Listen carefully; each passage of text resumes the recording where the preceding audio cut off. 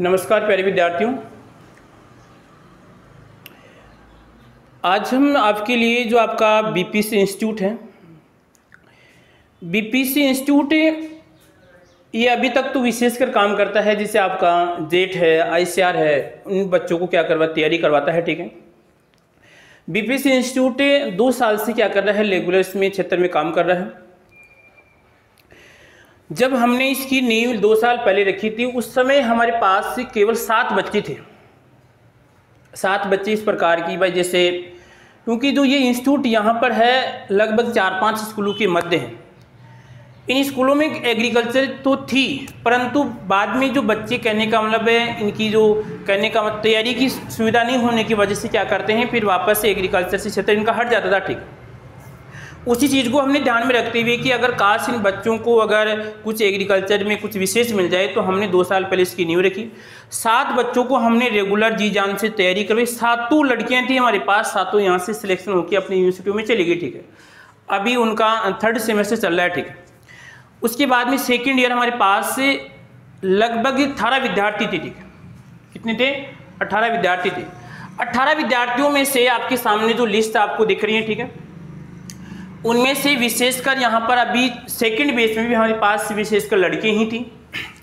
जो मैं आपके सामने देखो, ये जो कोमल दाहिल है, कोमल दाहिल एक की मैं आपको लिस्ट नाम बता रहा हूँ। ठीक है, कोमल दाहिल ये झुंझुनू है वर्तमान में अभी। ठीक है, और जो निहाल गुजर है, ठीक है, ये भरतपुर है। और मेनका जांगिड़ ये अजमेर केकड़ी।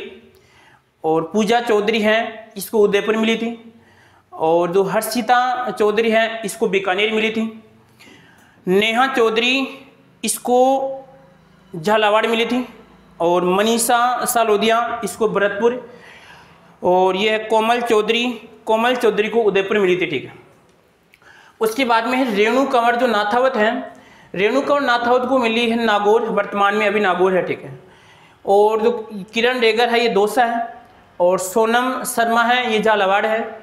मनीषा सालोदिया एक इधर है, मनीषा चौधरी, सॉरी ये मनीषा चौधरी हैं, ये बीकानेर है। और मनीषा सालोदिया कहाँ पे हैं? भरतपुर है।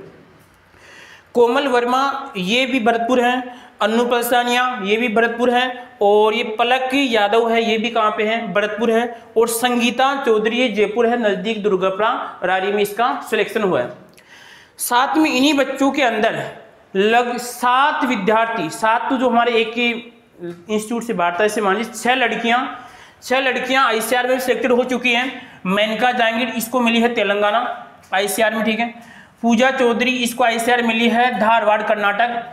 और यहाँ पर हर्षिता चौधरी, इसको मिली है यूपी। और उसके बाद में इधर है आपका मनीषा सालोदिया, इसको मिली है महाराष्ट्र। और पलक यादव, इसको मिली है कर्नाटक।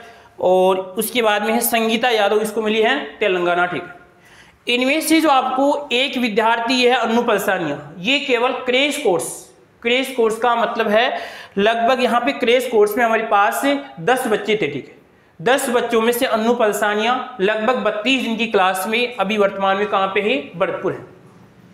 ठीक है, बाकी यहाँ पर मैंने बताया कि इसमें से 6 विद्यार्थी किस में सिलेक्टेड हो चुके हैं? आईसीआर में सिलेक्टेड हो चुके हैं।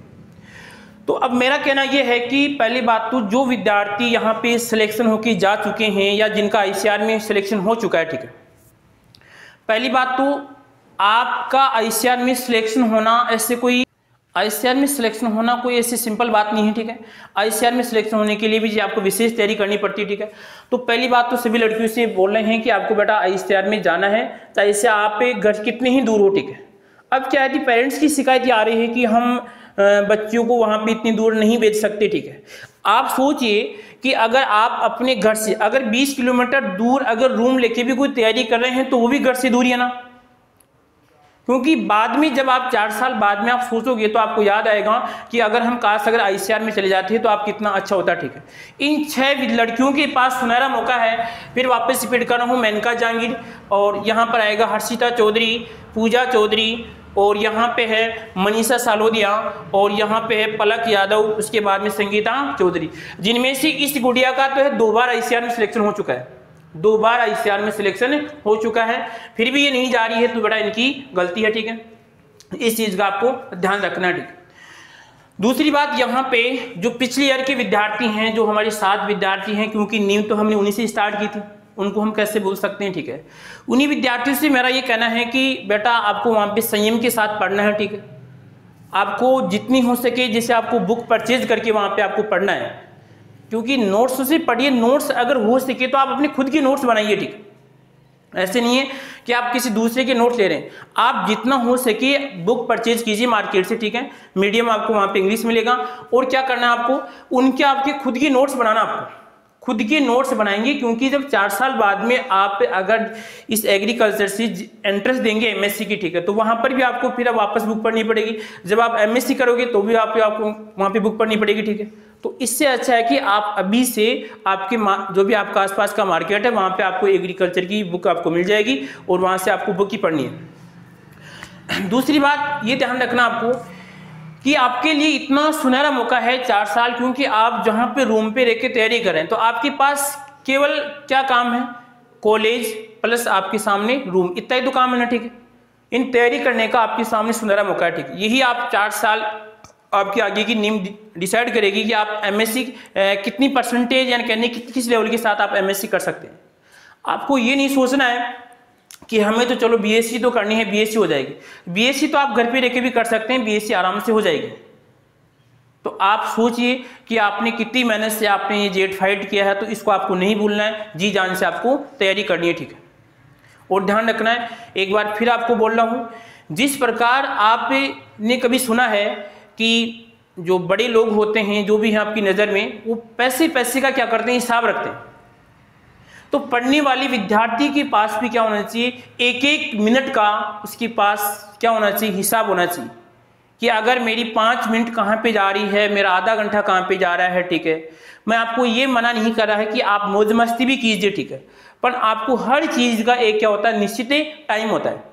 ऐसे नहीं कि आप पूरे दिन अगर किसी मोबाइल में लिप्त हैं, ठीक है, आप कोई भी अपनी स्टोरी देख रहे हैं, जो भी है, ठीक है, इतना नहीं है। आपको फिक्स टाइम फिक्स कर दो कि सर हमें 5 घंटे जैसे 15 है, 20 मिनट है, 2 घंटा है, जो भी चलाइए, ठीक है, पर इतना आपको नहीं चलाना, ठीक है। इस चीज़ का आपको ध्यान रखना है।